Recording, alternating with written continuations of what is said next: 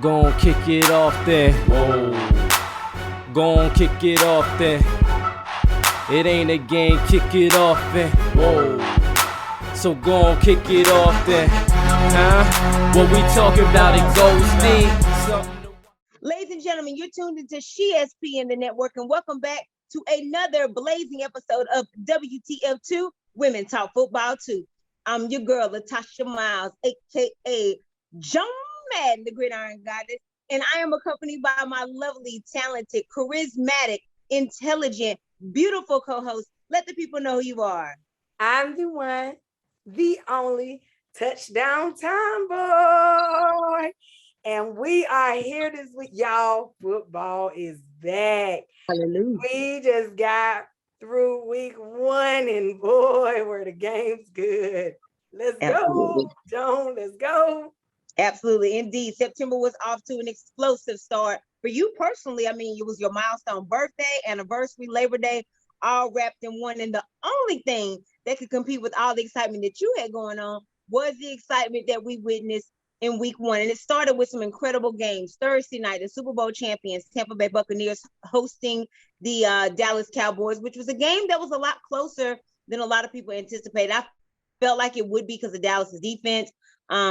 And I felt like it was going to be close, and we did not get disappointed with that game. And then it ended with an overtime Monday night thriller, the Las Vegas Raiders, their home opener in their new stadium as they took on the Baltimore Ravens. And so, yeah, that was a game with madness within itself.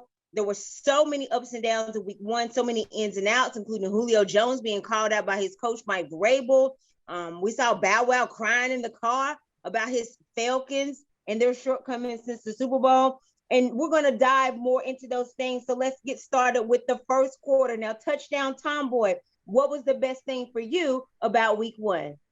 Woo! So the best thing for me about week 1 is, guess what? Everything was almost exactly as we said it would be. Everything is falling almost right down the line, exactly how we've almost predicted it thus far, almost with the exception of maybe 1 or 2 things, okay? Right. It is exactly how I thought it would be.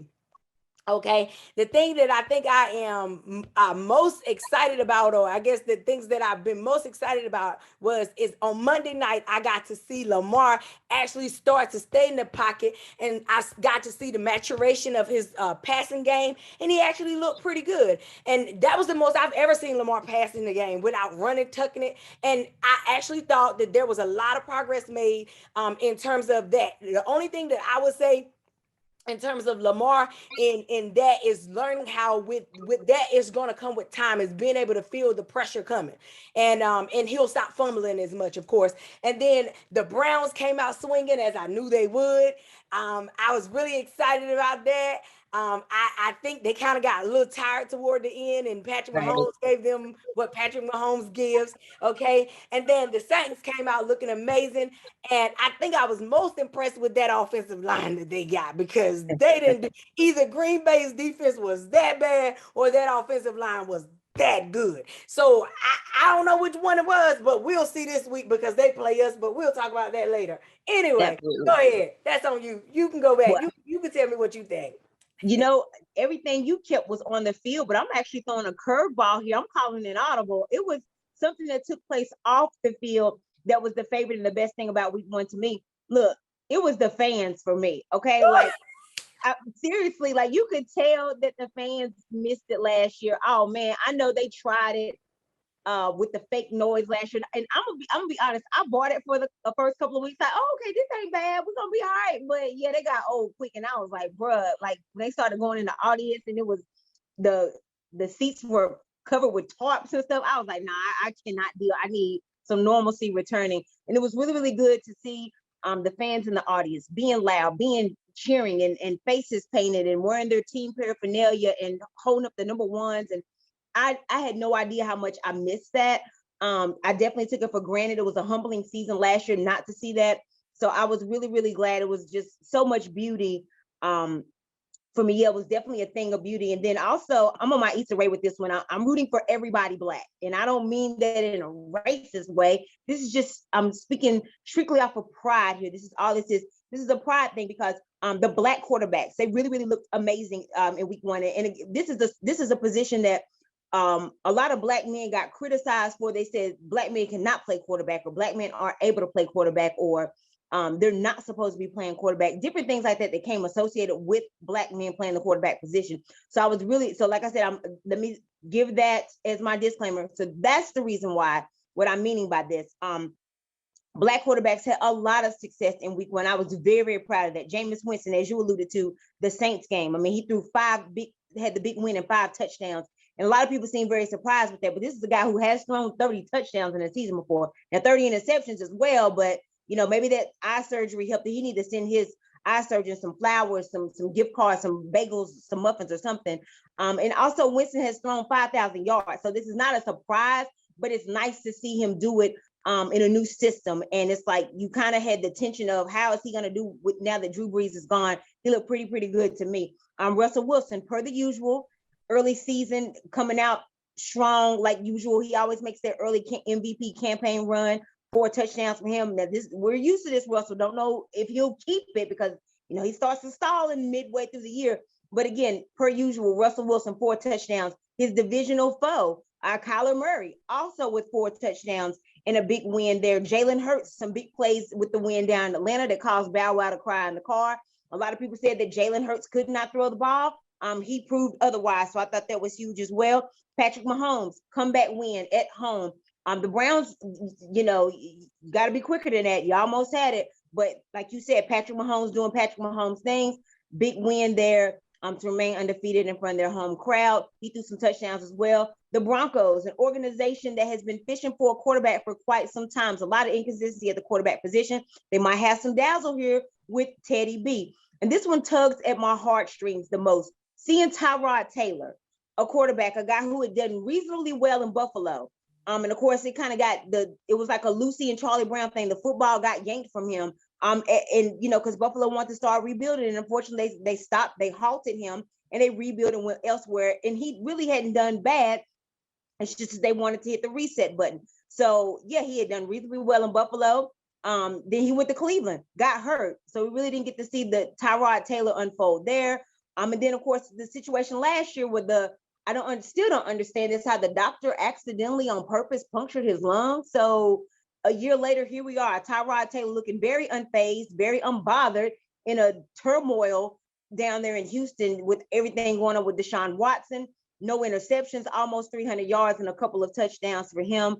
So yeah, got to show him some love too. Now, eventually I would love to get Justin Fields involved in this conversation. As you mentioned with Lamar Jackson, seeing him become better and doing more passing and pocket awareness. Great to see him as well. I wish he would have won in addition to it. It's my division rival. But I'm saying all these other quarterbacks, all these other black quarterbacks, they did win. So I'd like to get Lamar Jackson back in that conversation. Hey, maybe even Cam Newton and Deshaun Watson join the conversation later as well. We'll see. Don't know. But again, I'm just tipping my hat off to the black quarterback. So, of course, here on WTF Too, very unbiased. We're talking about the good, the bad, and the ugly. So we're going to move on to the second quarter. On the flip side of this, touchdown time, boy, what was the worst thing about week one? Well, the worst thing about week one, several things. Number one, the injuries, but we'll talk about those later. Yes, ma'am. The Packers. Oh my God. The front office has gotten on the field. Oh my God. I just never thought. I never thought that the front office would make its way to the field. Whatever's going on in the front office is now made its way to the field, and we got trouble.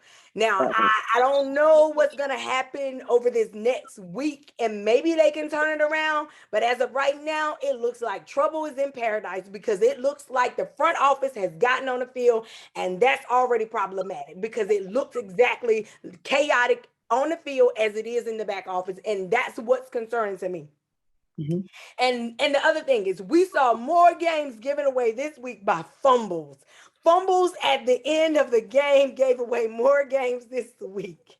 And it was the story of fumbles, the Patriots, the Ravens, Daniel Jones. Like it was just fumbles all over the place. I don't know what was going on with that. But I think the worst thing to me had to be just the razzle dazzle or whatever is going on with the Packers. That was the blow that I think was the worst for me. Like out of all the teams, it had to be the Packers. So I don't know what's going on over there in Green Bay in the cheesehead world, but we got to find some more cheese and we got to get it together. I don't know. I don't know. The cheese was spoiled up there in Green Bay. The I cheese was know. spoiled. They got some mold on it. Cheese got a little mold on it. I totally agree with you about that with the Packers, but I'm gonna be a little bit more specific and just go straight to Karen Rodgers. I mean Aaron Rodgers, pardon me. So because he's being such a drama queen and so dramatic, but look, again, I got another disclaimer. This is my guy for sure. So I'm not backpedaling. I always show Aaron Rodgers love. I'm always like, Aaron Rodgers is my guy with the Hail Marys. He's the reigning MVP. This has been my dude. But I gotta call it like it is. And from starting from just the outside of it, his appearance. I mean, not saying that that's what it all boils down to, but his appearance, he's giving very much, I don't care. Like his body language, the hair, just his tresses look very nasty and disgusting. Like, again, this ain't about money or he may do what he want to do. I get all that, but he just does not appear to be the MVP of the league right now. If you put a bunch of quarterbacks in the lineup right now, and I had to pick which one was the MVP based off of appearance and body language, I want to point at Aaron Rodgers. Are you kidding me? He just doesn't have the look. There's no sense of urgency. I don't see intent or will or desire from this guy.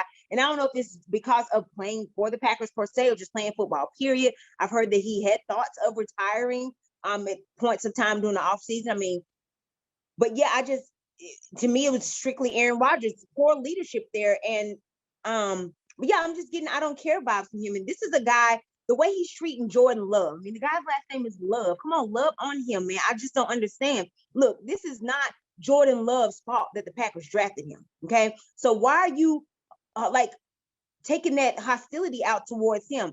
You know, the same way that you're not embracing him. I mean, Brett Favre did the same thing to you. Didn't you feel some type of way? I mean, familiar much here with this one?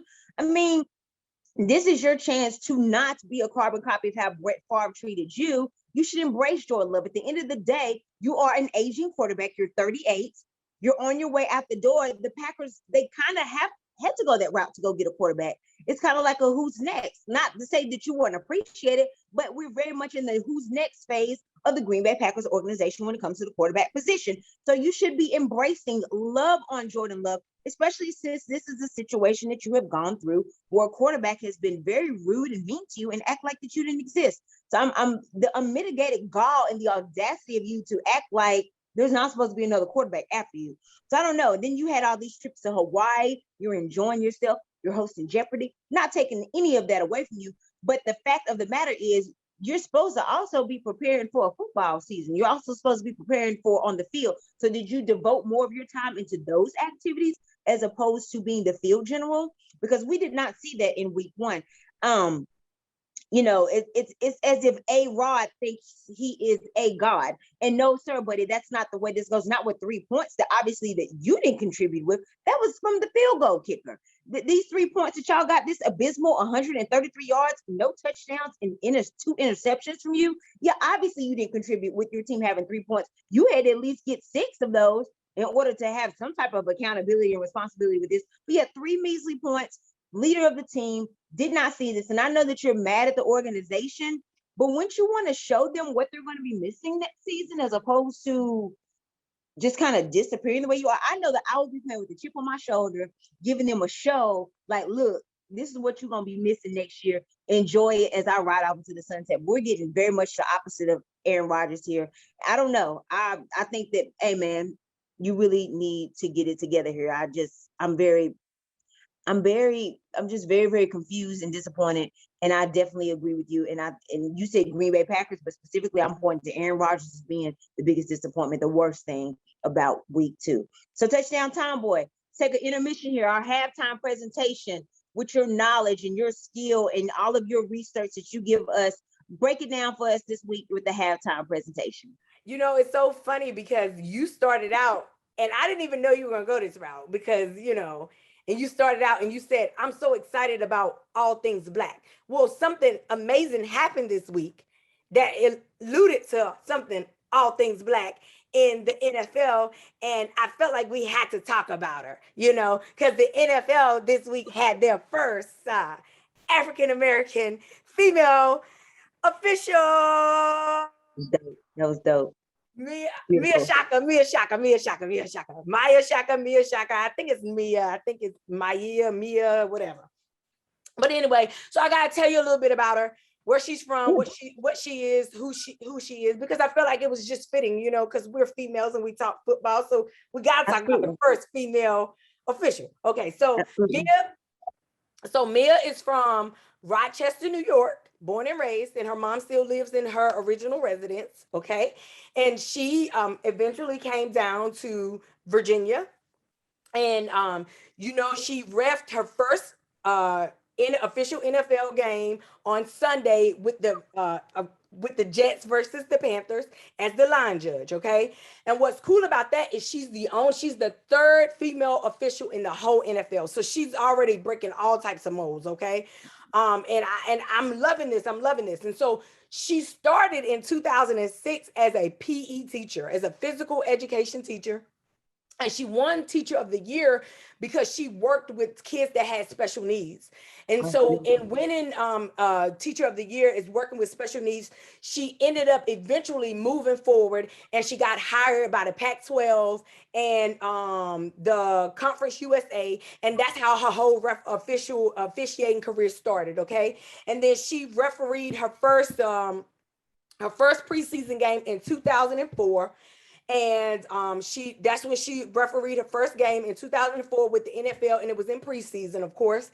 And she got her bachelor's of education from Norfolk State University, in 2006, and she got it in education. And so this week I wanted to just pay homage to the first African-American official of the NFL, Mia Shaka. That's beautiful. I did not know. I mean, I knew that she was there, but I didn't, you know, I was just glad that she was there. I didn't even think about finding out this information about her, but wow, she went to a HBCU. Like, I mean, I did too. So that's beautiful. And that's why we have you, Touchdown Tomboy, with the research and the drop that knowledge, stuff like that.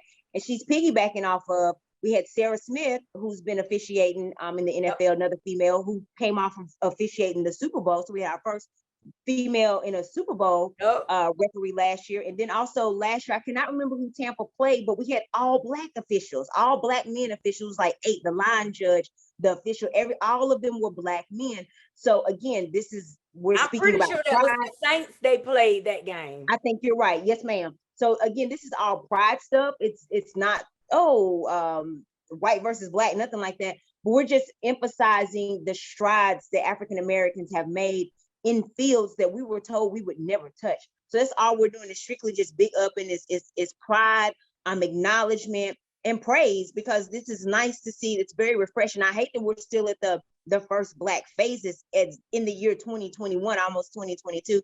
But hey, it is what it is. We're here. We're acknowledging it. We're showing love.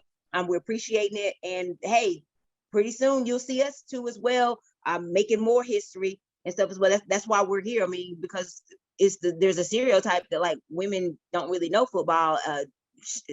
Lies you tell. Here we are. So yeah, you expect to see more from us as well coming in the future, no doubt. So Touchdown Tomboy once again with more knowledge. I'm speaking of the first female official in an NFL game, and full time, by the way. Like you said, you know, she was out there. She wasn't like a substitute or anything. She was literally out there, and it was at your Panthers home game. So yeah, more of a big deal for you as well with it taking place with your organization. So good stuff there. So let's head back into the third quarter here as we recap week 1 with the return of the NFL last week. Now, what was the biggest surprise for you in this opening week, T Squared? Man, let me tell you something. I was most surprised, honestly, by the Texans. I was surprised by the Texans because the Texans, they just play old school smash mouth football. The defense came out swinging. They had 3 interceptions. Now, be it, they were against a young Jaguars defense with an Urban Meyer who doesn't know if he's gonna stay around or not. I don't know what he got going on. And young, Trevor Lawrence, who's gonna be okay down the road. I'm not worried too much about him. The run game was good with Mark Ingram, of course. They had 3 interceptions on the defensive side of the ball. So I was really impressed with what the Texans did with with all the drama going on over there. And then they still came out swinging with old smash mouth football. Then, of course, you can't forget about what Pitt went up to Buffalo and did. Pittsburgh went up to Buffalo and hit them in the mouth and said, hey, so y'all think y'all gonna win? Y'all going to the Super Bowl? Hey, not yet. Y'all not gonna, Josh Allen is not gonna be MVP over here. Not yet. And so, they went up there, they hit him in the mouth one good time and said, not yet over here. Not so fast, Buffalo. So Buffalo got hit in the mouth at home. They couldn't have felt good at all, by the way. And then the Cardinals. I don't know if this is an indictment on the Titans or if the Cards are better than their offensive line got better between the preseason and the first week, because Calamari was running around for his life, but he still was out there throwing dimes, okay? And did you see the meme where they had him playing like he was a little video game? No, I missed it. Oh God, I gotta go check You gotta go find it. And he was running around and they had him like a little video game. And he was running around, then he was throwing darts, right? He was throwing the football. But Kyler was out there doing his thing.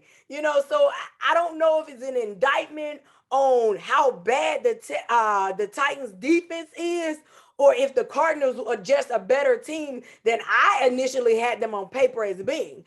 Because they had the defensive side of the ball, specifically Chandler. He had 5 sacks. Yep. 5. One person had 5 sacks. What is going on, Tennessee? You guys were my pick by default. Don't make me eat my words. Please don't make me eat them. What's going on, Mike Vrabel? Y'all usually can get it together. So I don't know. I know it's game 1. Maybe y'all still getting over the COVID woes or whatever. But it was horrendous. I mean, that should not have happened. And then I was really surprised, honestly, and I know you won't because you said you thought the game would be closer than it was, that the Cowboys scored 29 points. And the reason why I was surprised at that is because I thought, because they brought back so many of the pieces to Tampa from last year, that defense would carry over. And that defense was really stingy in giving away points last year. And because of that, I thought that they would really just carry over and be just as stingy this year. So I didn't see the Cowboys getting 29 points. But somehow they got it. So that was very surprising to me. So out of all the stuff, those were like the most things that I was just like, wow, about the whole week. Okay, so those were like my most surprising, like, okay. Those were my moments. But anyway, now it's time to hear your moments. Yeah, well, you touched on one of them, but I'm going to be a little bit more broad. That was very detailed and specific by you calling out the Cards, but I'm going with the AFC West and the NFC West. The fact that all those teams in both of those divisions are 1-0. So you got 4-4, 8-0 is the full total. So I just think that that's a very interesting start. Not that I can recall where that's happened. Not that I can remember or that I paid attention to, but this time around, I really, really paid attention to it, that every single team won their games respectively in both of those divisions, all on the West, all in both West regions of those divisions. In the AFC, you had the Chargers went on the road, the Chiefs in a late comeback, the Raiders an overtime primetime thriller on Monday night, and then Teddy B's Broncos riding high with a 2-touchdown win. So, you're going to have to go from calling them the AFC West and the NFC West to the AFC best and the NFC best. I mean, little tweak there. And I can't say that I'm all the way surprised with the NFC West, because this is a division I felt like now that especially with the playoff systems being different, or even before when it was 6 teams and now it's 7, I still felt like this will be one of the divisions that 3 teams come out of. Like last year in the AFC North, you had Cleveland, Baltimore, and Pittsburgh go in. So I really felt like that the NFC West could easily replicate that success this year. But the thing is now, I don't know who the 3 are going to be. I mean, with the way the 7 teams are set up, can all 4 go? Because it looks very possible If they will allow all four from the division, this is probably the one division I would say out of the NFC West would be the one that everybody gets a chance to get in. So yeah, I'm not so much surprised at the NFC West, except for the 49ers. Like I didn't know how that one was gonna go. Because Mike Shanahan has been so mum's the word. He had like the information that people are asking him, like, who you starting a quarterback. He act like that is the pin to get in, like it's the ATM pin to get in Fort Knox. I mean, come on, dude. We just so I did not know what the 49ers were gonna do. It's just based off of Mike Shanahan just being so secretive about just simple questions like that. So yeah, and then when we're looking at the AFC West, this is a division that has been dominated by the Chiefs. They've won that division 6 consecutive years, and it'd be nice that everybody's starting off 1-0 in that division. It'd be nice that competitive spirit goes through the whole year, especially when these teams end up playing each other, the dinking and doinking there instead of the that's not a knock on the Chiefs. I just don't like complete domination. I like the mix up. I like the change up. I mean, that's part of the reason why I did not like the Patriots for so many years, because nobody else was competitive. They were just simply running away with the division, and like multiple years ago. I'm not a fan of that. I like the mix up and stuff like that. I mean, so yeah, the dominance that the Chiefs have had is starting to become a little bit reminiscent to the way the Patriots are. And I'm not a big fan on that. So I like the start of the others in the division. I hope it keeps up. I hope it remains like the surprise of the season, and especially if somehow that 4 teams from a division, all 4 teams from the division, if it could work that all of them get in the playoffs, I wouldn't be mad if all 4 from the NFC West got there. I think it'd be interesting to see, because the stakes being higher, they already play each other twice a year, so the stakes will be higher. Somebody will probably get another home game since they split. So yeah, I'm really liking that. It seems like the whole West Side will be interesting to watch, especially once those 4 teams, 8 rather, since everybody has won the first week. But it'll be interesting to see how that plays out in their respective divisions. So wrapping up with the fourth quarter, as you alluded to, touchdown time boy earlier, we did see some significant injuries in week 1. Now, there's too many to call out. Of course, injuries can happen any given Sunday. Well, when NFL, they can happen any given Sunday, Monday, or Thursday, and then Saturday when we start mixing in the postseason. So yeah, touchdown time boy. With all of these injuries, how much of a factor do you think the abbreviated preseason played in this situation? And also, which one of the teams, the notable injuries, are you keeping an eye on to have the most impact? I think anytime you have preseason, though, I think that anytime you have preseason, it's always a risk. It's always a risk. And I think it's a risk on either side, because I think sometimes it helps in terms of conditioning, but then I think that it can hurt as well, because, it can be anything minor that can turn into something huge. And Right. so I think it can go either way. I think you're in a catch-22 when it comes to preseason. I think it's necessary, but I also think that it's one of those things that is just kind of like the luck of the draw. Now, in terms of injuries, which team I think is going to be most affected by what happened in this past week, I think it's going to have to be the Washington football team.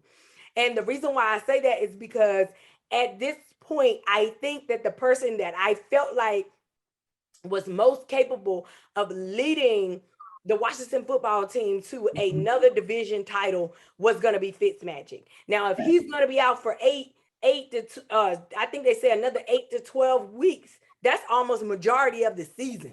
Right. So, and let's be honest, I like Taylor Heineke and I love Cal Allen, but they're not going to get it. And the reason why I know that is because they couldn't get it last year. So unless there was significant improvements over the offseason, that was the whole reason why they had to bring back Alex Smith. And Alex Smith was working on a bad leg because they couldn't do it. So they had to bring back Alex Smith last year because they couldn't do it. So I suggest that whatever Ron Rivera got going on with him, and whether it's this whole vaccination thing or whatever, or he feeling some type of way with Cam or whatever, he needs to get over that fast and go and call your homeboy, because he's going to be your best chance to go, because he already knows your system. He's worked with Scott Turner and them for the last 9-10 years, as long as they've been in Carolina. He knows your system already. He's almost a plug and play. So Right. he's gonna be your best chance.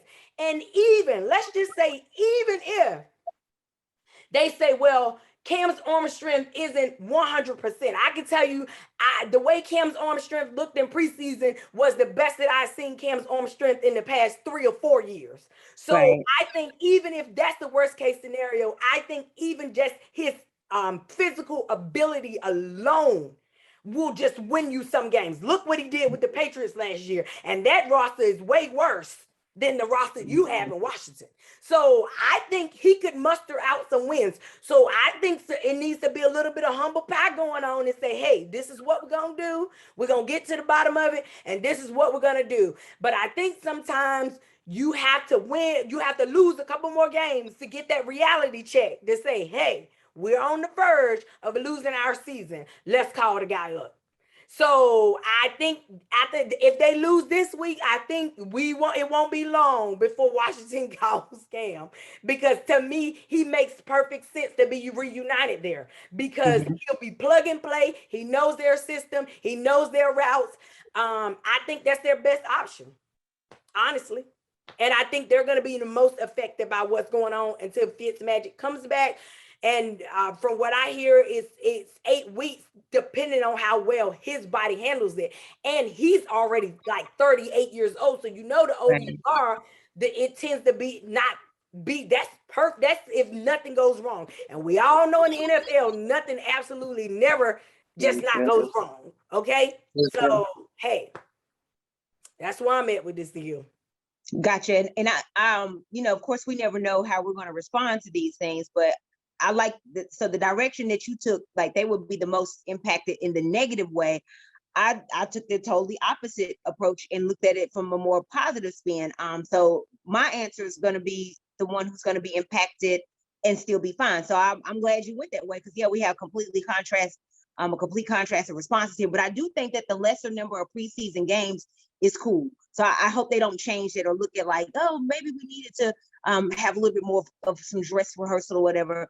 I like the 3 preseason games, and I never thought that they were completely necessary, but I do think that perhaps the change should be that maybe the starters should be out there a little bit longer in order to make the transition back to the regular season. And of course, this is really not even blaming preseasons for injuries, because you can have an injury week 1. I mean, Tom Brady had that the year that they had to put Matt Castle in. I mean, first quarter or first half, he got hurt. So I'm not even blaming preseason for the injuries, because those can happen anytime, any place. But I do feel like it would work on conditioning, as you alluded to maybe have them out there a little bit longer, or maybe in the preseason, if it just didn't involve as much contact, maybe like some scrimmage, like some jamboree type stuff. They've had joint practices and things like that, which they have gotten tense, don't get me wrong, but maybe where the contact isn't so full speed ahead, maybe it's more like some drills, some run throughs. Now I understand that will probably take away from the interest of the fans who attend preseason, but I'm looking at this from an overall health perspective, not financial. And I think that maybe if they just tweaked the way that how long they play the preseason and the way they play the preseason could help as well. But yeah, because injuries again can happen anytime, and you just have to adjust when necessary and how. So as with the teams I'm paying the most attention to, I actually think that the injuries won't hurt the 49ers as much. The reason being, of course, they lost Raheem at running back position for the season, and I definitely hope that he has a safe and speedy recovery. But I do think that this injury might be the end of Raheem playing with the 49ers. But I mean, the 49ers, like, it's kind of, they didn't waste any time. With this position at running back, there were so many available running backs out there. Like, there was some depth. So the fact that it happened to a running back was almost like a blessing, because this is the one position that you had a whole bunch of really good. I mean, like your Todd Gurley's were out there, your Le'Veon Bells were out there, your Murrays were out there. So like you had there's really good people at this position. So the fact that it happened at running back, and then they went and got Kenyon Drake and signed him, they were very aggressive and immediately got him. I like the young legs they got.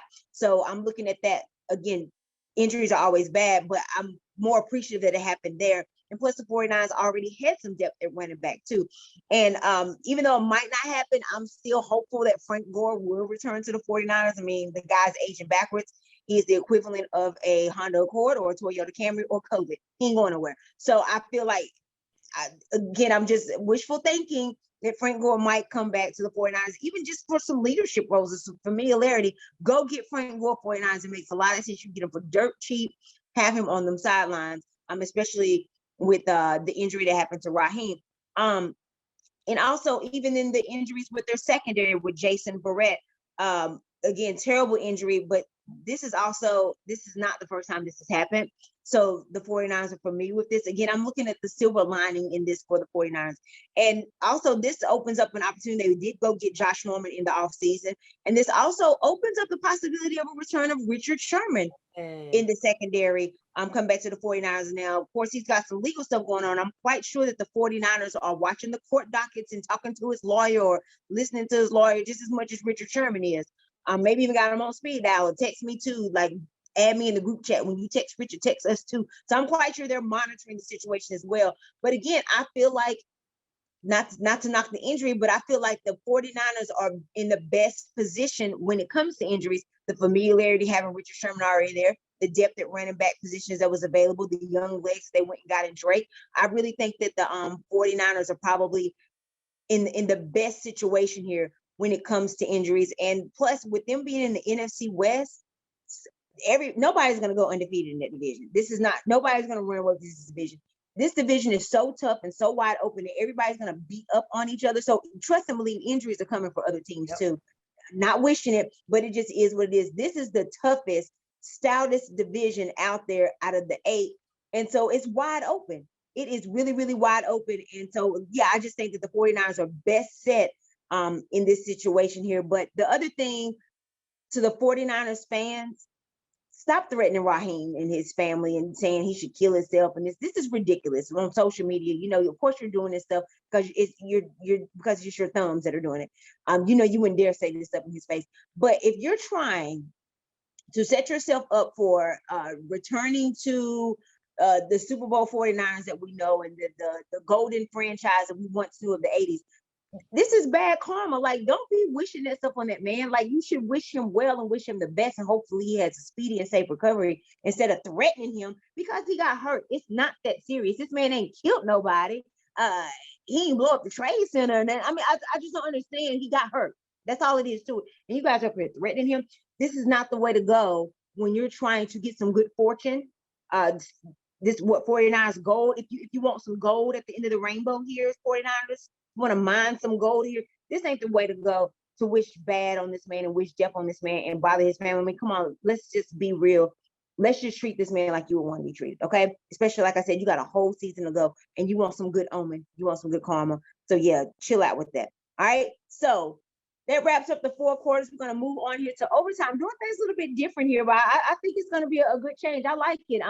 We're going to jump into the week 2 picks. We're going to break down real quickly who we think is going to win each of the games. Now, we're not doing the Thursday night game for scheduling purposes, but we're going to jump into the Sunday and Monday night games.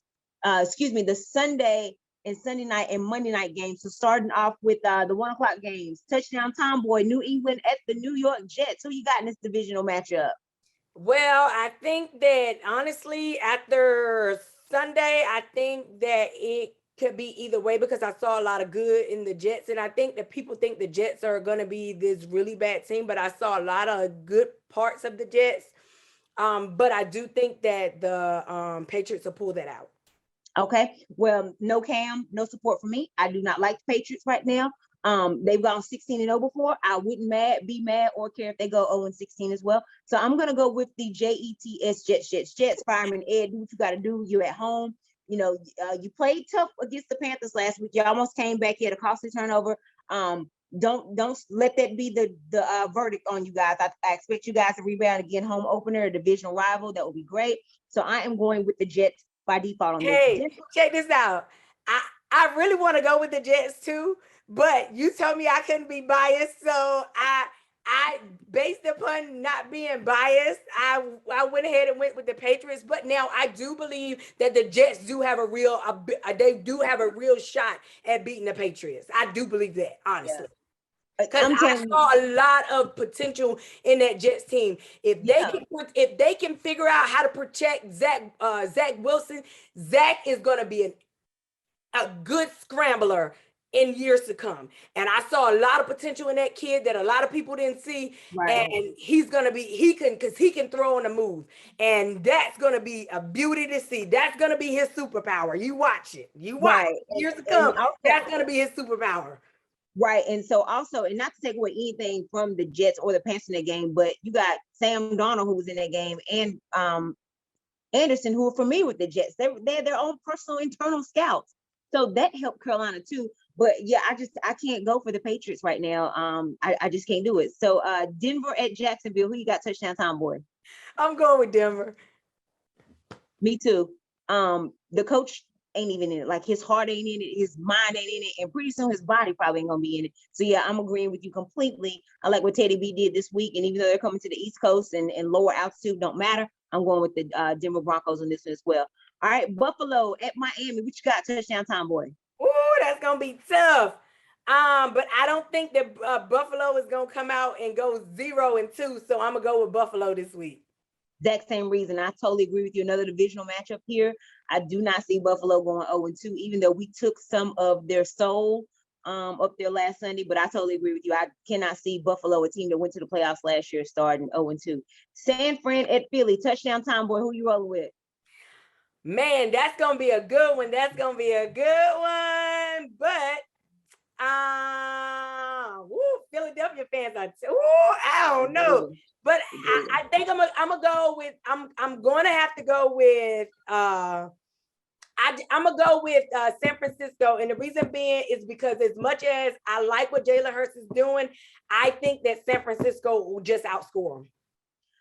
I'm torn on this one. I'm on my TO Drew Rosenhaus. Next question, please. I really don't know about this. It's crazy that the 49ers, a team that did not smell, sniff, touch the playoffs last year, they're coming into this on the road as a favorite.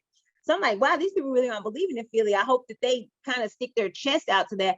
I'm really torn on this. I saw a lot of good from San Fran last week. I saw a lot of good from Philly too. I don't know if it was because they played Atlanta, but also San Fran, they played only, it was only Detroit too. So I don't know. I'm torn on this one but just for the sake, because you picked San Fran is the only reason why I'm going with Philly, just to have some contrast. Otherwise, I have no clue. All right, so LA Rams at the Colts. Who you rolling with? Oh, come on, girl. LA. Going with the Rams. Ain't nobody believing in the Colts. LA. As long as Carson Wentz is under center, I ain't believing in the Colts. Me either. Not at all. And then Stafford, that's my guy. I mean, I feel like that. I still feel like the Rams were a Matt Stafford away from winning that Super Bowl against the Patriots. And he looked very good on Sunday. He looked very good. Absolutely. And so yeah, Stafford's my guy. Yeah, he's going back to a dome as well, which he spent so much of his time in Detroit. So yeah, I'm rolling with you, completely agreeing that the Rams will take that one on the road. Las Vegas at Pittsburgh. Who you got, T Squared? Man, you know, when I look at Las Vegas and I look at Pittsburgh, I see two very similar teams. I see two teams that are like they're like piecing it together, but they both will fight to the very end. But for some reason, I just really like Darren Waller, and I'm gonna go with the Raiders on this one. Yeah, the Raiders have had our number for years. I mean, Ben cannot buy a win from the Raiders, home or on the road. So the playing in Pittsburgh don't even matter on this one. However, this is not me being biased, but the reason why, again, because I just told you the reason why the Raiders should and could beat us and can for sure. The reason why I'm going with the Raiders on this one is solely not off of what I feel like what my Steelers can do. Is solely off the fact of the Raiders have a short week. They just played Monday night, okay, where we played on Sunday. So we had a full week. And plus we went from Buffalo back home to Pittsburgh. That ain't a far drive. They're coming all the way from Las Vegas, West Coast time, to Pittsburgh. So mentally, it's going to be a 10 a.m. game for them. And if you look at the history, West Coast teams do not have a lot of success playing on East Coast time other than the Raiders against us. But I just feel like this adding in a shorter week, and they went to an overtime thriller. That's the only two reasons why I'm going with the Raiders. I'm not taking anything away from them. I'm not giving us all the credit. Those are the two factors. Has nothing to do with my Steelers, strictly due to the schedule on this one. So yeah, I'm going with us by default, just on those two reasons alone. Cincinnati, Chicago, touchdown time, boy. Who you got? Ooh, since it came out swinging. It depends on who they start at quarterback. If they start Justin Fields this week, I'll go with Chicago. If they start Dalton. I don't know. I think I'm gonna just, because the thing is that Cincinnati's been looking good. So, but I do think that defense will figure out a way to rattle Joe Burrow. But Joe Burrow has been looking real good. But I'm gonna still give Chicago the edge in this one. Yeah, I'm going with Chicago. Like, I understand. I know everybody wants Justin Fields to start, and he should, but I really want them to start Andy Dalton on this, just strictly off the fact that Andy Dalton did so much in Cincinnati and played so many years in Cincinnati. This could low-key be like a revenge tour for him. That's true. Plus, yeah, Andy Dalton's your scout. Again, going back to like with the Panthers playing the Jets, with Anderson and Donald already being familiar with the Jets, you have to go with Andy Dalton on this. He is he's an internal scout. He's familiar with Cincinnati. Like he just knows, and I know the personnel and stuff changes, but still at the end of the day, this is a team that he spent maybe 8-9 years with. You go with Dalton on this, give him a little bit of a confidence, because he is playing a team that he's familiar with, a team that he was on, a team that he played so many years for. Let him have a little bit, let him go a little bit on a revenge tour on this one. If he does not do well this game, then yeah, start looking into Justin Fields. But I feel like you should definitely go with Andy Dalton in this one, strictly off the fact that they're playing Cincinnati. And I like what do you call him, the Red Rifle, Redhead, Red Rifle. Yeah, I like Red Rifle in this one to get the win in Chicago. And also, like you said, I definitely believe that Chicago's defense, Burrow, great guy, came off an injury. Lost some weight, looked great in week 1, but I think, like you said, that this is Khalil Mack's defense. I think they will definitely find a way to rattle him. Totally agree with you on that. Houston at Cleveland, T-Square, what you got? Oh man, I think that as much as I think that Houston, I like what they're doing, I just think that the Browns will just be too much for them. Totally agree with you. No Odell is. I'm going with the Browns. Even without Odell, I think that the Browns will just have too much for them. I agree with you, because I think people forget the Browns went to the playoffs without Odell last year. Yep. So just a reminder there. So no Odell, no problem. Houston, you have a problem, and the problem will be in L as you both end up going to 500 at the end of this game. New Orleans at Carolina, your boys. Which you know I'm rolling with my own boys, girl. You know I'm rolling with my boys. Now that defense, listen, don't get me wrong. I think that offensive line that the Saints have is really, really good. Don't get me wrong. But one thing that we have is we're very fast. And I think we'll be able to get to Jameis this week. And I think that'll be the key to being able to rattle Jameis this week, is because we have a lot of speed on the edges. And I think we'll be able to rattle him this week. So it's going to be a very, very good game. I'm sure of it. But I'm going with my boys this week. Okay? You can. I don't blame you. I agree. Yeah, I totally agree with you. And I don't think that's a bias pick whatsoever. I don't think what Winston did last week was a fluke either. But I think the outlying factor here will be, look at all the coaching staff with COVID, and who telling y'all what to do? I mean, I think the focus this week with New Orleans has been, in addition to still recovering from Hurricane Ida, which that was supposed to be a home game for them when they played the Packers, so they're still recuperating from that. Then you got all these coaches and nutritionists and physical therapists and just different positions with COVID. I think the focus has become more on getting tested and making sure you're healthy. I think that has been more the focus, as opposed to being fully prepared for Carolina. Carolina was a defense that I looked at from the jump that I was like, you know what? Carolina defense is going to be a problem this year with that speed, like you said, just the positions, period. Carolina had a tremendous offseason with their defense. And they're going to get tested. Don't get me wrong, with Winston coming off those 5 touchdowns, but I'm still going with Carolina off of distraction more so than anything that New Orleans is having. All right, so the 4:00 games, Minnesota at Arizona. Touchdown time, boy, who you got?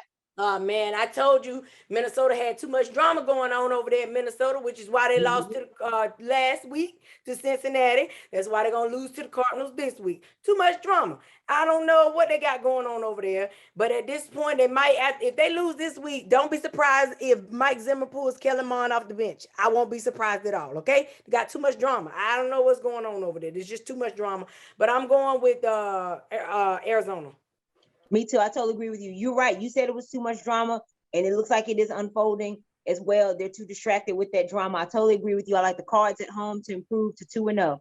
Atlanta at Tampa Bay at 3:28 p.m. I'm sorry, not at 3:28. Oops, 4:05 p.m. Yeah, Tom Brady, of course, throwing some shade earlier this week, making a post at 3:28 when he's playing Atlanta. Boy, I tell you, that's a crafty something, I swear. But anyway, touchdown time, boy, he got on this one. Well, you know, the thing is, as bad as Atlanta is, for some reason, Atlanta always plays Tampa very well. So I think that this game, I think that Tampa will win, but I think that it'll be much closer than people think it'll be. And it'll probably end up being a shootout for whatever reason, because that's just how it is. It's a division rival. It'll be, and then they played so bad last week that I think they'll do better this week by default for whatever reason. And Tom is now talking trash, and that always infuriates Atlanta. So I think that it'll be a closer game, but I will still give Tampa the edge. Gotcha. You know, I didn't even think about any of that.